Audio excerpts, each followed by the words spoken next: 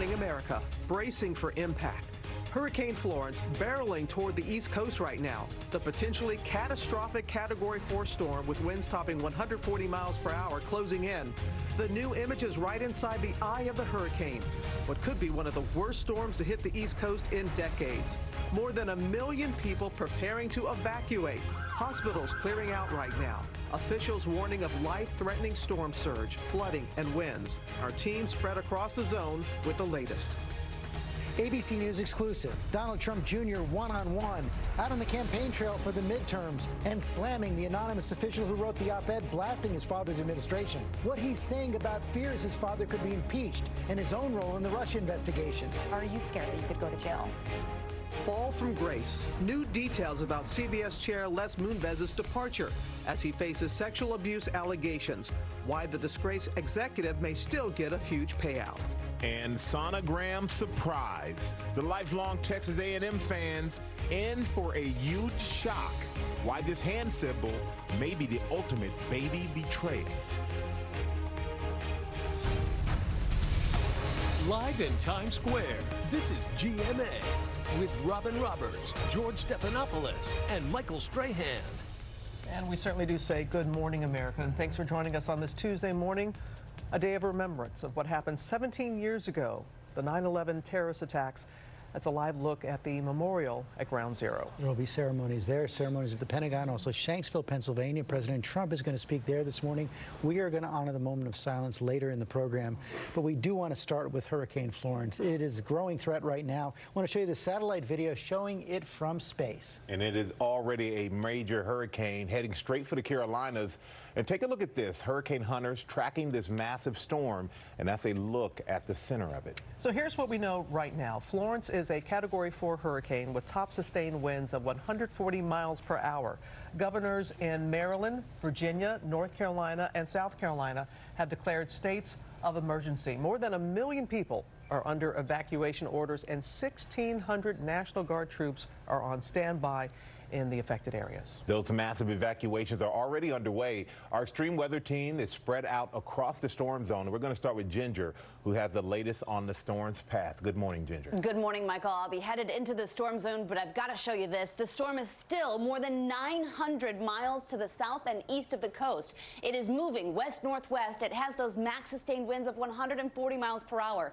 If it makes landfall as a Category 4 hurricane on this current track, it could make history, being the farthest north Category 4 to make landfall. That cone of uncertainty is really squeezing together, meaning that the area that we're watching for landfall is even smaller. Remember, effects can be much broader than that, and that's why we see hurricane watches from Charleston through Myrtle Beach, New Bern, North Carolina, Jacksonville, North Carolina, and of course, where my partner is, I'm going to be talking about surge, I'm going to be talking about rainfall inland, but Rob Marciano right there, I'll be headed there, but folks there are thinking about headed out for good reason. They certainly are, and with our confidence now growing, Ginger, with the forecast of this coming to this area, there was a noticeable uptick in anxiety yesterday, and you can't blame these folks for that. They were out scrambling to fill gas tanks, to fill sandbags, to clear the shelves of anything that they may need to survive pre and post this storm. We talked to a number of business owners on Main Street that were bordering up, moving their equipment out. One woman, a brand new business owner, had to move her heavy brand new equipment out into higher ground. And of course, there are countless numbers of boats and harbors and marinas around here that will be tossed around like toys when Florence comes through, and so folks were lining up to gotta get their boats out and to safe and higher ground. Here on the beach in Wrightsville, we are looking at the potential for a hazel-like storm. That is the storm of record, which had a storm surge of 15 plus feet. I'm about maybe 4 or 5 feet above sea level here. These dunes, maybe another 8 or 9 feet. So you do the math, they're going to be threatened. Beyond, on the other side of these dunes, are the homes that were not here 50, 60 years ago. They are protected by this dune. If this dune is breached, they will be flooded. Beyond that is Greenville Sound and the Cape Fear River. So this place is surrounded by water, and, you know, scenes like this up and down the Carolina coastline, the tidewater, the low country, and certainly Virginia Beach, these are areas that face the same sort of scenario with water on both sides, and we're looking at 1 million people right now, maybe more, with mandatory evacuations in place. Michael, back over to you. All right, thank you so much, Rob. And my, you know, and a lot of friends down there in the middle of that, right in that storm's path. So hopefully everyone gets out and evacuates safely. We do hope that. And talking about those evacuations, mandatory three-story ones underway in North Carolina's Outer Banks. That's where our Gio Benitez is this morning. And Gio, thank goodness it seems like people are taking these warnings seriously. Yeah, Robin, good morning. They really are. You know, there are 245,000 people in this evacuation zone, and I want to show you why officials want these people to get out right now. Let's take our drone camera up in the air right now, and you can see this is only one of two bridges getting in and out of the Outer Banks. So if you get stuck on one of these bridges during this storm and you get that dangerous storm surge, that's a very bad situation. I want to show you some video now from other parts of North Carolina, because we're already seeing huge lines of cars evacuating in this state, traffic going back miles. And over in South Carolina, we've seen a caravan of ambulances working to transport hospital patients to safety. The need to evacuate there so dire that the state is actually reversing traffic on a number of major highways to make it easier for people to get out. And here in the Outer Banks, Robin, I've got to tell you, I've been here during a much weaker hurricane. This place floods very easily, and that's why people are looking at the storm and saying, wait a minute, you got to get out, because this is a much stronger storm, Robin. It is prone to flooding. So what about air and train travel, Gio? Well, Robin, if you're traveling by air anytime in the next few days in this area, call those airlines, get on the phone with them, because some of them are already offering those travel waivers. American Airlines is one of those. And trains, a lot of regional trains have already been canceled in this area. In fact, Amtrak has now modified service south of Washington, D.C. Robin? All to keep in mind, Gio. Thanks very much, Michael. All right, thank you, Robin. South Carolina is bracing for hurricane force winds. The governor there ordering evacuations along the state's entire coastline, nearly 200 miles. ABC Steve Olsensami is in Charleston this morning. And Steve, Charleston is a city that is no stranger to flooding. That's right, Michael. They call it the low country for a reason. It's low, flat, and next to the ocean. It only takes a couple inches of rain all at once for this city to flood. But I want to show you something. We are at the corner right now of East Bay and Water Street. And I want you to take a look at what this looked like a year ago during Hurricane Irma. The water was battering this city. Water Street was certainly underwater. Cars were floating. And that and more is what they're afraid of with this storm. That's why there is such a desperate effort to evacuate people from this city. Starting at noon today, Interstate 26 from here to Columbia will be reversed in one direction. They are very, very, very urgently encouraging people to leave and not stay because of the threat of flooding here. Michael? All right, thank you so much, Steve. George? Okay, Michael, thank you. Let's bring in the governor of South Carolina, Henry McMaster, right now. Governor, thank you for joining us this morning. As we've seen, Florence is picking up speed and size right now. Are you ready? We started preparing days ago. We've been watching for a long time. We're working around the clock, and we have an evacuation order for most of our coast in effect, all the coastal counties. And we're closing schools where necessary to get the school children off the streets and home. We don't want carpools and all that. We're going to have about 1 million people coming from the coast up the highways, up the evacuation routes, coming through Columbia in the center of the state in order to get away from the hurricane. So we're ready. Which cities and which areas are you most worried about right now? Well, it starts this entire coast. We're still within what they call the cone of uncertainty, and that means that the hurricane could make landfall, the eye of the hurricane could make landfall down below Charleston, almost all the way down to Georgia. It looks more likely to be farther north than that, but our whole coast is under an evacuation order, and we're getting the people out of there. We started with the hospitals and nursing homes yesterday. We've got all the logistics worked out. The only question is, how hard is this going to be? Right now, we are prepared for the worst. We're hoping for the best, but it's a lot harder to stand up and get ready than it is to stand down. So we're up and ready for whatever comes our way. I know you've turned around the highways as well. People will only be able to go out. Are you confident that everyone will be able to get out?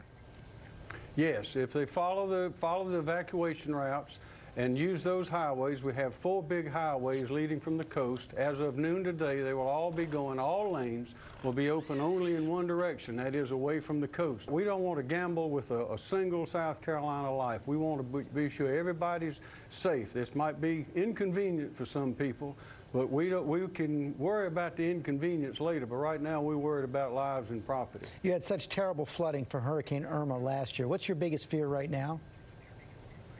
Well, that's one of them, because this, as you mentioned, this hurricane is big and strong, and it's bigger. It looks like it's bigger than Hurricane Hugo, which we had back in 1989. This is the most ferocious one since then.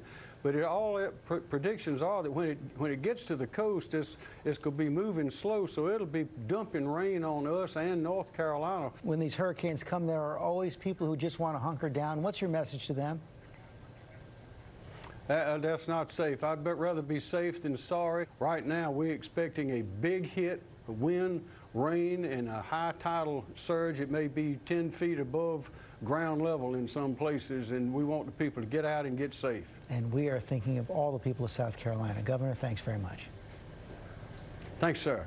You know, the warnings are out there now. People have to listen. That's what it is. Are they going to listen? Hopefully they will. So let's go back to Ginger for a look at what makes a storm so unique and potentially so dangerous, Ginger. Yeah, so a lot of times when we see storms along the East Coast, they come up this way. And the worst of the storm, that right front quadrant where the worst is in the ocean. This one's coming perpendicular to the shore, and therefore you're going to see storm surge up to 12 feet along some of the really most vulnerable coast. So this is some of the predictions: 3 to 5 feet up to the state line of Virginia, 5 to 8 there, and look at that, 6 to 12, anywhere from Wilmington up through some of those beaches.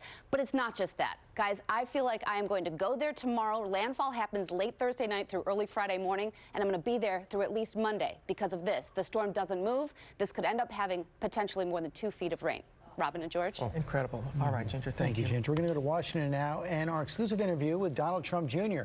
He's speaking out about the anonymous administration official who wrote that New York Times op-ed. His fears about the Russia investigation also hitting the campaign trail ahead of the midterm elections. Could be a referendum on his father. ABC's Tara Palmieri sat down with Don Jr. Joins us now. Good morning, Tara. Good morning, George. With the White House in crisis mode, this morning, Donald Trump Jr. is speaking out about that anonymous New York Times op-ed, disparaging his father as the search continues to find an alleged mole on the inside. I imagine this is a very low-level person. Donald Trump Jr. is crying betrayal, slamming the anonymous senior Trump administration official who wrote an op-ed in the New York Times, claiming to be part of the resistance inside the White House. It's pretty disgusting. That's pretty sad. Perhaps it's a disgruntled person who's been thrown out because they didn't deliver on what they were supposed to do. What's the crime, though? Listen, I think you're subverting the will of the people. I mean, to try to control the presidency while not the president. You have millions and millions of Americans who voted for this. And Trump Jr. says it's all made his father more isolated in the Oval Office. I think there are people in there that he can trust. It's a much smaller group than I would like it to be. Who do you trust? Well, I'll keep that to myself. And they're not family? Well, obviously, yeah, I'm talking outside of family. I think that one goes without saying. It's the family ties that have the president's eldest son under the microscope. Not officially a member of the administration, but under scrutiny for his role in the 2016 Trump Tower meeting with Russians to get dirt on Hillary Clinton. Your father has denied reports that he's worried that you might be in legal jeopardy because of the Mueller investigation. But are you scared that you could go to jail? I'm not, because I know what I did, and I'm not worried about any of that.